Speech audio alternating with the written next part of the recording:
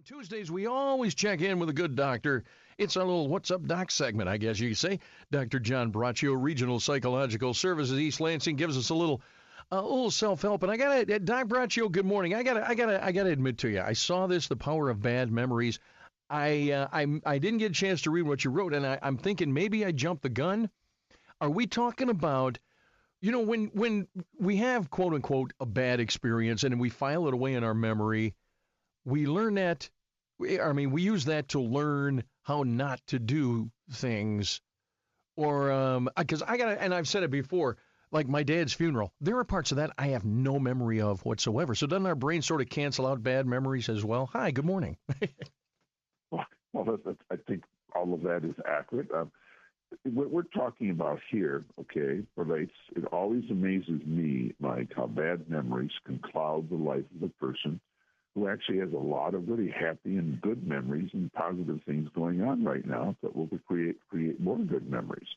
But there's a belief, I think it's accurate, that because human beings needed at times past to stay away from dangers that we no longer experienced in our lives on a daily basis. So a bad memory, could help the person in the past stay away from danger if in the past, like a particular food might have poisoned them. Also could help you stay away from dangerous persons, animals, or really anything in the environment that could potentially be dangerous, okay?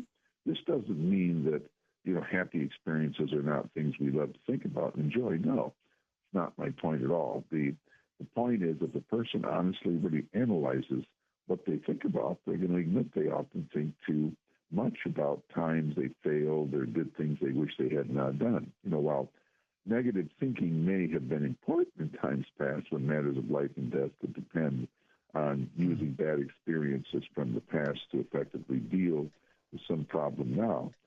Such negativity really, Mike, isn't necessary in this day and age. So it's something we have to try to overcome and can't really allow negative memories to darken life in a way that we can't enjoy it. I can verify many persons I have worked with in my private practice as a psychologist who are known as I've walked the road of life that really are consumed by fear, depression, high anxiety. They worry about the past and have problems dealing in the present because of it. So to overcome the power of negative thinking resulting from overthinking on bad memories, it's just important to put things in perspective by recognizing too much focusing on them can lead to high levels of anxiety and depression. Really, a person needs to mindfully choose not to do this and focus on positive thinking, replacing negative thoughts with positive thoughts. We've certainly talked about that before. And as easy as this sounds, it's really amazing how many people have problems doing this, with just replacing these negative thoughts with positive thoughts. I actually believe it's really the most important thing a person can do when negativity is overwhelming them and they have problems seeing anything positive. It's just important to make a mindful effort. You have to make a choice to think about positive memories, keep them in your mind with the goal of having them happen again and not allowing negative memories to destroy the happiness that can come from remembering and ruminating on them. I get kind of like, listen, the saber-toothed tiger, the saber-toothed tiger is not going to eat you now, okay? So quit worrying about it and any other unreasonable things. Well, if it's true, a positive life with past and ongoing memory making is really yours for the taking. You just have to go for it. So you really have to keep negative memories, negative thoughts out of your mind. There may have been a time they're useful, and if you're in a dangerous situation, I think it makes sense. But for the most part, you're not going to run into that. So just try to not do that. But that is a trait of humans when you get a negative thought, and it may have been protective in the past, but we just don't need to do it now. Those days it sounds kind of like a lot of just all like fluff. Just be happy. But there is a power of positive thinking. There is that thing. It's a habit you get into, I suppose. Yes, like you said, you don't have to run away from the saber-toothed tiger. Although I've seen Jurassic Park, so don't, it scares me. But would you say maybe this is a thing, Doc, is that whereas in the past, back in my day, we dealt more with what we could see as tangible in front of us in our day-to-day life, what we knew, what we could hold, what we experienced, right?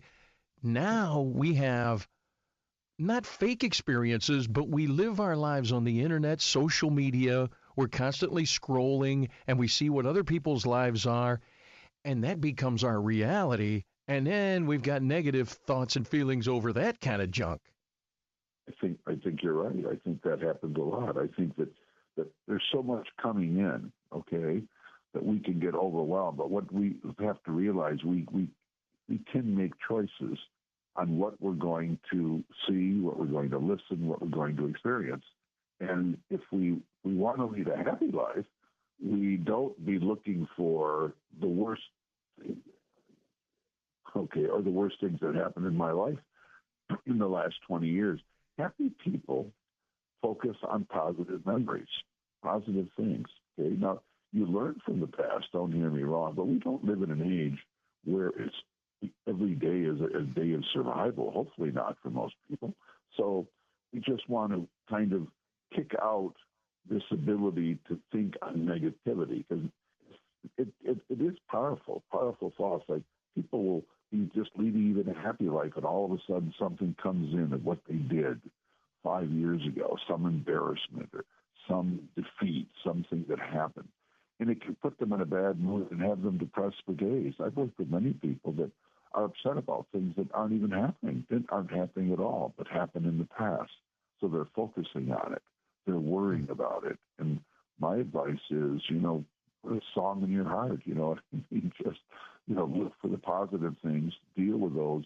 Because remember, if you're going to think about something, why would you want to focus on negativity? Why would you want to focus? I can't say with the news, a lot of times we don't have on the Lansing news or any news like the Grand River peacefully flowed through Lansing yesterday. You don't. If fire happens, person hit by car, that's the kind of news.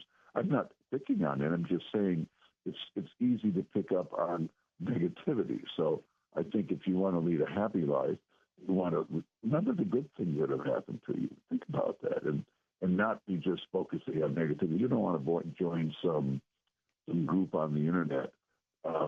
Try to outdo me on my negative view. So everybody's, you think that was bad. Oh, you don't know what happened to me. There are people who it's like they live and breathe that stuff, though. They thrive on it, the negativity, and it keeps them going in a negative way because they're not fun to be around. They're the cloud, even on a sunny day, that comes over. Just talk about a nice day, and then this is going to last. This is not the way the world is. Grow up.